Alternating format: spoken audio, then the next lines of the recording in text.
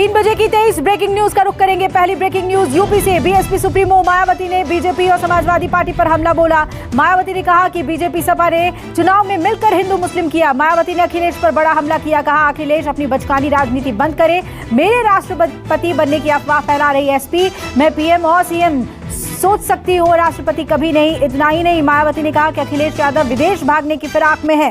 दूसरी breaking news का रुख करेंगे। एमएनएस चीफ राज ठाकरे का सीएम योगी के बहाने उद्धव ठाकरे पर तंज।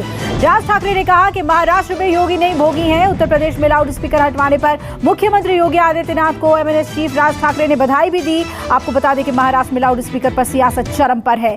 तीसरी ब्रेकिंग न्यूज का रुख करेंगे। प्रधानमंत्री मोदी आज असम के दौरे पर हैं। असम को पीएम मोदी ने आज बड़ी सौगातें दी। कैंसर हॉस्पिटल समेत कई परियोजनाओं का उद्घाटन और शिलान्यास किया। कार्ली आगलोंग और डिब्रूगढ़ की जनता को संबोधित करते हुए पीएम मोदी ने कहा कि आज राज्य में बम नहीं तालियां गूंज रही हैं। चौथी ब्रेकिंग न्यूज यूक्रेन से जुड़ी हुई। यूक्रेन संकट के बीच पीएम मोदी यूरोप जाएंगे। पीएम का ये दौरा अगले महीने तय किया गया है। पीएम मोदी 2 मई से 4 मई तक जर्मनी, डेनमार्क और फ्रांस के दौरे पर रहेंगे। इस दौरान पीएम मोदी फ्रांस में दूसरी बार राष्ट्रपति चुने गए इमैनुअल मैक्रो और जर्मनी के चांसलर ओलाफ शोल्ज के साथ मुलाकात भी करेंगे। रुक करेंगे 5वीं बिग ब्रेकिंग का। विदेश मंत्री एस जयशंकर आज से बांग्लादेश और भूटान की यात्रा पर रहेंगे। एस जयशंकर बांग्लादेश की प्रधानमंत्री शेख हसीना और विदेश मंत्री एके अब्दुल मोमेन से मुलाकात करेंगे। एस जयशंकर 5 मार्च 2020 के बाद भूटान की यात्रा करने वाले पहले बड़े विदेशी नेता होंगे। इस दौरान वो भूटान नरेश जिग्मे खेसर नामग्याल वांगचुक और भूटान के प्रधानमंत्री डॉक्टर लाते शेरिंग से भी मुलाकात करेंगे। छठी ब्रेकिंग न्यूज का रुख करेंगे जो है महाराष्ट्र से। महाराष्ट्र पुलिस ने धुले के तलवारों का एक जखीरा धुले से बरामद किया है। पुलिस के मुताबिक ये सारी तलवारें और खंजर राजस्थान से महाराष्ट्र लाई गई थी। पुलिस ने मामले में 7 लाख कैश के साथ 4 आरोपियों को गिरफ्तार किया है। वहीं बीजेपी नेता राम कदम ने मामले में सवाल उठाते हुए पूछा कि क्या महाराष्ट्र में दंगे करवाने की तैयारी हो रही थी। 7वीं बिग ब्रेकिंग दिल्ली से। दिल्ली की जहांगीरपुरी हिंसा मामले में क्राइम ब्रांच को बड़ी कामयाबी मिली है। दिल्ली पुलिस की क्राइम ब्रांच टीम ने जहांगीरपुरी शोभा यात्रा में हुई हिंसा के आरोप में 2 और आरोपियों को गिरफ्तार कर लिया है। आरोपियों के नाम जफर और बाबुद्दीन बताए जा रहे हैं। बता दें कि मामले में अब तक 28 लोगों की गिरफ्तारी हो चुकी है। और अब 8वीं बिग ब्रेकिंग दिल्ली से, जहां सरिता विहार इलाके में आज एमसीडी का अतिक्रमण के खिलाफ एक्शन टला। पुलिस की तरफ से सुरक्षा न मिलने की वजह से आज अतिक्रमण के खिलाफ अभियान नहीं चला पाया गया। बता दें कि एमसीडी ने कल 12 जगहों पर अतिक्रमण हटाने को लेकर सर्वे किया था और इसके अलावा पूर्वी दिल्ली एमसीडी भी अतिक्रमण हटाने को लेकर एक्टिव हो गई है। 9वीं बिग ब्रेकिंग के लिए रुक करेंगे यूपी का, जहां अवैध निर्माण पर बुलडोजर का एक्शन लगातार जारी है। आज यूपी में 2 जगह अवैध निर्माण पर बुलडोजर चला। गाजियाबाद के उस्मानपुर में प्रशासन ने अतिक्रमण के खिलाफ कार्रवाई करते हुए कई घर जमींदोज कर दिए। वहीं मेरठ में अवैध 6 दुकानों पर बुलडोजर चला। बताया जा रहा है कि ये दुकानें गैंगस्टर बदन सिंह यानी बद्दो के गुर्गे अजय सहगल की थी।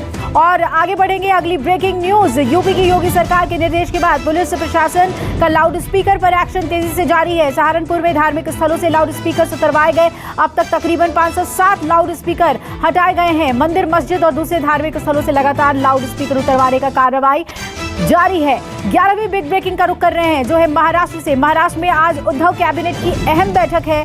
सूत्रों के मुताबिक इस मीटिंग में वैट और ईंधन की कीमतों पर चर्चा होगी। पीएम मोदी ने कल मुख्यमंत्रियों के साथ हुई बैठक में तेल पर वैट कम करने की अपील की थी, जिसके बाद आज महाराष्ट्र सरकार कैबिनेट बैठक में पेट्रोल डीजल स्टेट टैक्स घटाने पर फैसला ले सकती है। 12वीं बिग ब्रेकिंग का रुख करेंगे। पीएम मोदी के राज्य से वैट घटाने की अपील पर राहुल गांधी ने केंद्र सरकार को घेरा। राहुल ने कहा कि बढ़ती कीमत पर राज्यों को दोष क्यों दिया जा रहा है। राहुल गांधी ने कहा कि तेल की कीमत बढ़ी तो दोष राज्यों को, कोयले की कमी पर दोष राज्यों को, फ्यूल टैक्स का 68% केंद्र लेता है। और अब 13वीं बिग ब्रेकिंग। पेट्रोल डीजल की कीमतों में कटौती की मांग के बीच केंद्रीय मंत्री हरदीप पुरी ने महाराष्ट्र की उद्धव सरकार पर निशाना साधा।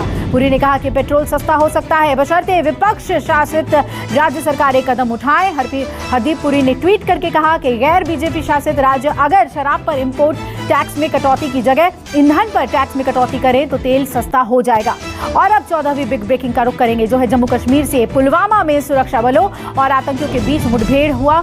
एनकाउंटर में 2 आतंकियों को मार गिराया गया है और ये मुठभेड़ बुधवार रात से जारी थी। फिलहाल पूरे इलाके में घेराबंदी कर सर्च ऑपरेशन चलाया जा रहा है।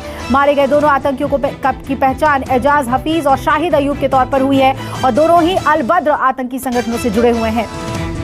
और अब बिग ब्रेकिंग का रुख करेंगे जो जम्मू कश्मीर से ही है। इस वक्त की बड़ी खबर, जम्मू श्रीनगर हाईवे के पास सुरक्षा बलों को संदिग्ध आईईडी बरामद हुआ। खतरनाक विस्फोटक मिलने की सूचना के बाद पुलिस और बम स्क्वाड टीम मौके पर पहुंची। आईईडी मिलने के बाद जम्मू कश्मीर हाईवे बंद कर दिया गया है। दरअसल सुरक्षा बल लगातार आतंकियों पर कार्रवाई कर रहे हैं, जिससे आतंकी संगठन बौखलाए हुए हैं। 16वीं बिग ब्रेकिंग का रुख करते हुए बात करेंगे मुंबई की जेल में बंद राणा दंपति की, जिनकी जमानत पर कल सुनवाई होनी है। नवनीत राणा और रवि राणा की जमानत याचिका पर सेशंस कोर्ट में सुनवाई होगी। बता दें कि नवनीत राणा और उनके पति रवि राणा को बॉम्बे हाईकोर्ट से राहत नहीं मिलने के बाद उन्होंने मुंबई सेशंस कोर्ट का रुख किया था। वहीं नवनीत राणा की बेटी ने अमरावती में जमानत पर सुनवाई से पहले पूजा अर्चना की है। 17वीं बिग ब्रेकिंग का रुख कर रहे हैं। कर्नाटक के बाद अब कश्मीर में हिजाब पर हंगामा हुआ है। दिव्यांगों के स्कूल में चेहरा ढकने पर रोक लगाई गई। बारामूला के एक स्कूल में सर्कुलर जारी किया गया। 25 अप्रैल को जारी सर्कुलर में स्टाफ से स्कूल के समय में हिजाब पहनने से परहेज करने के लिए कहा गया। राजनीतिक दलों के हंगामे के बाद सर्कुलर संशोधित किया गया और अब कहा गया कि स्टाफ के सदस्यों को सिर्फ कक्षाओं में नकाब से परहेज करना है।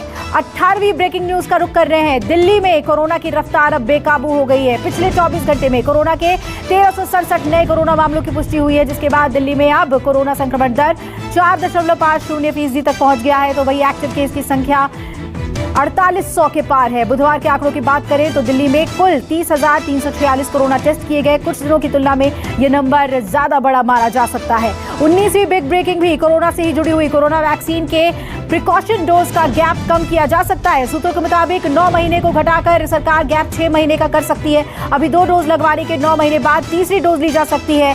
एनटीएजीआई इस अंतराल को कम करने की सिफारिश कर सकती है और आईसीएमआर की स्टडी के मुताबिक वैक्सीन के प्रारंभिक डोज के 6 महीने बाद एंटीबॉडी कम होने लगते हैं। और अब बढ़ते हैं आगे। अगली big breaking, Ghaziabad Delhi Meerut expressway पर युवक को चलती गाड़ी पर स्टंट करना भारी पड़ा। पुलिस ने 5000 का चालान किया। चलती कार की छत पर बैठकर युवक ने स्टंट किया था। वीडियो वायरल होने के बाद पुलिस ने यह कार्रवाई की।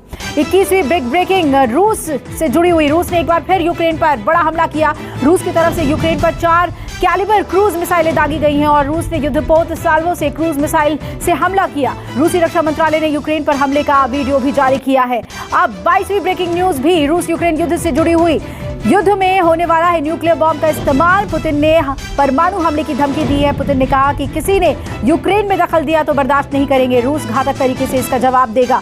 और अब 23वीं बिग ब्रेकिंग, रूस यूक्रेन में शांति वार्ता के लिए यूएन की कोशिशें तेज हो गई हैं। पुतिन के बाद आज कीव में जेलेंस्की से मिलेंगे यूएन चीफ एंटोनियो गुटेरेस। एक दिन पहले ही यूएन चीफ ने मॉस्को में रूसी राष्ट्रपति पुतिन से मुलाकात की थी। यूएन चीफ ने यूक्रेन की स्थिति पर चर्चा की।